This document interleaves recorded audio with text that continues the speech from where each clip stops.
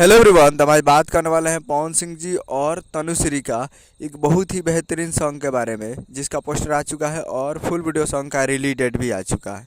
और इस गाने को लिखे हैं सचिनानंद जी, और इसमें म्यूजिक दिए हैं गुरवांट सेन जी, और इस गाने को गाए हैं पवन सिंह जी, जो कि आपको स्क्रीन के ऊपर दिखाई दे रहा है। जिस सॉन्ग का टाइटल है रोग कैसन लागल, जिसका टाइटल है रोग कैसन लागल, और वीडियो में है पवन सिंह जी और तनुश्री जी।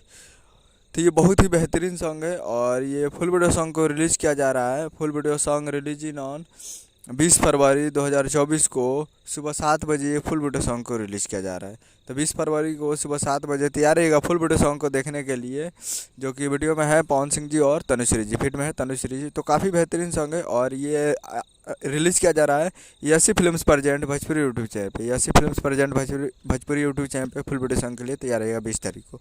उम्मीद कर रहा हूँ कि वीडियो अच्छा लगा हो तो चैनल को सब्सक्राइब कर बेल आइकन प्रेस कर दीजिए, ताकि ऐसे खेसाई ले लिया जो पवन सिंह जी का लेटेस्ट लाते हैं। मिलते हैं, जय हिंद जय भोजपुरी।